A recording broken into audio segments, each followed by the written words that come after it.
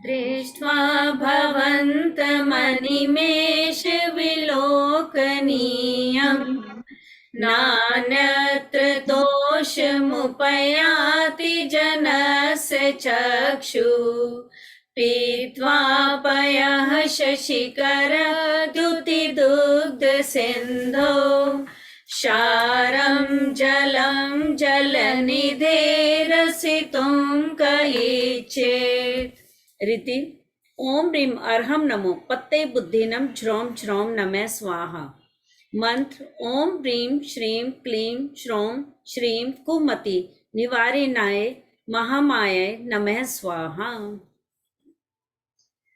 इसमें मानतुंग सूर्य जी महाराज कहते हैं परमात्मा को कि परमात्मा, मैं तो तुम्हारे को बिना पलक झपकाए ऐसे लगता है बस देखता ही जाऊं, देखता ही जाऊं, देखता ही जाऊं, ऐसी मेरी हालत हो गई है। कहते हैं इट्स जस्ट लाइक कि जब हम किसी को बहुत प्रेम करते हैं, जिसके बारे में हम हमेशा जिसकी वेट करते हैं, और अचानक से वो हमारे सामने आके खड़ा हो जाए तो कैसे हम पलक भी नहीं झपका पाते, हमें लगता है बस देखते जाएं और देखते ही जाएं उनको।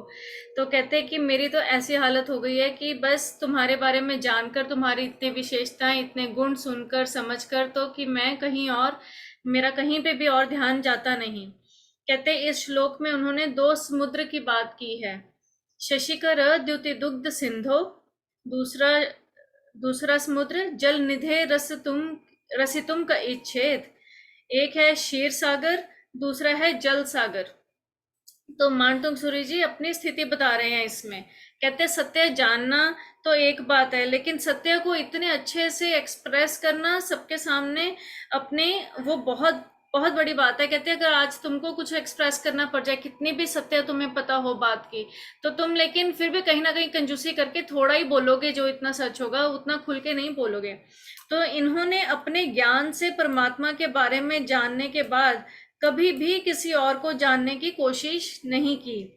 दर्शनम देव देवस्य दर्शनम पाप नाशनम। वो कहते हैं कि परमात्मा तुम्हारे दर्शन करने से, मतलब दर्शनम देव देवस्य, दर्शन सारे पाप नाश हो जाते हैं, मोक्ष भी पा सकते हैं, मोक्ष नहीं तो स्वर्ग तो पा ही सकते हैं। तो कहते हैं कि फिर वो परमात्मा से पहला सवाल करते हैं कि शशिकर द्युति दुग्ध सिंधु, परमात्मा से कि एक समुद्र तो ऐसा है, शशि यानी चंद्रमा, कर यानी उसकी किरणें, द्युति यानी कांति, कांति कैसी है, दूध जैसी, ऐसा अगर कोई सागर है तो वह है क्षीर समुद्र। तो उसका जल पीने के बाद कौन सा ऐसा व्यक्ति होगा जो खारे पानी से भरे हुए जल को पीना चाहेगा। तो कहते हैं कि परमात्मा जो है वह क्षीर समुद्र का जल है, परमात्मा के अलावा जो भी है वह सब लवण समुद्र का जल है। क्षीर समुद्र के जल से परमात्मा का अभिषेक 64 इंद्र असंख्य देवी देवताओं के साथ मिलके करवाते हैं। सभी रीति से शरीर का मल दूर हो जाता है, दूर कर देते हैं। एक बार पी लो, कहते एक बार पी तो लो, जन्म जन्म की प्यास मिट जाएगी। कहते बॉम्बे के पास या कहीं पर भी पूरे संसार में जहां पर भी खारे समुद्र के जल हैं, कहते अगर वो जल का पानी पी के तो देखो तो कभी प्यास नहीं बुझेगी। सो अब कंक्लूजन में ये बोलते कि ध्यान चक्षु खोलो, ज्ञान श्रद्धा की आंखें खोलो, भक्ति की आंखें खोल के परमात्मा को देखो, फिर अपनी हालत भी ऐसी हो जाएगी जैसे क्षीर समुद्र का जल पानी, जल यानी कि परमात्मा को देख लिया हो। ऐसा ही अपने को भी उनके ये शब्द अगर अपने भी बन जाएं तो सौभाग्य होगा। अगर जैसे शब्द इस समय मानतुंग सूर्य जी महाराज के हैं परमात्मा के प्रति, अब हमने इतनी विशेषताएं, इतने गुण जब हम परमात्मा के जान लेते हैं, तो अगर हमारे भी वो शब्द बन जाएं तो कहते बस सौभाग्य है, कल्याण कल्याण और कल्याण ही होगा।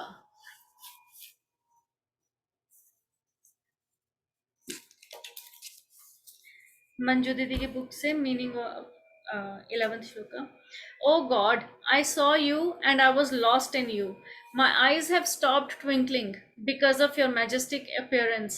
You are so magnanimous that now all the fragrance and beauty of worldly objects or tantalizing deities cannot drag my attention. God, my heart and soul cannot see any other object. It looks for you and you and you only, and bound to be. Who will prefer to drink salty and ugly waters of the sea when pure and cool milk from the Kshir Sagar is ready to quench our thirst? God, nothing is sweeter and soothing than you. For me, the entire world is sour.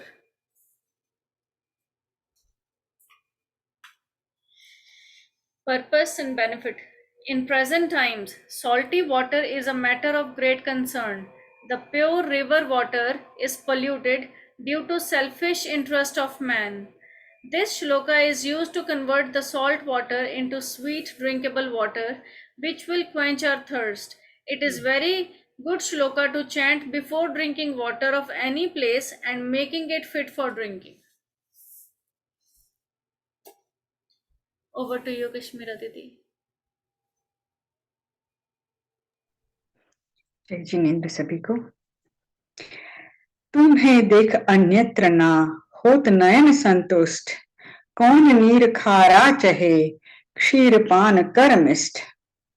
जिस तरह क्षीर समुद्र के निर्मल जल को पीने के बाद कोई मनुष्य लवण समुद्र के खारे पानी को पीना नहीं चाहता, उसी तरह हे भगवान, आपके सुंदर रूप को देखने के बाद यह नेत्र फिर किसी को देखना नहीं चाहते।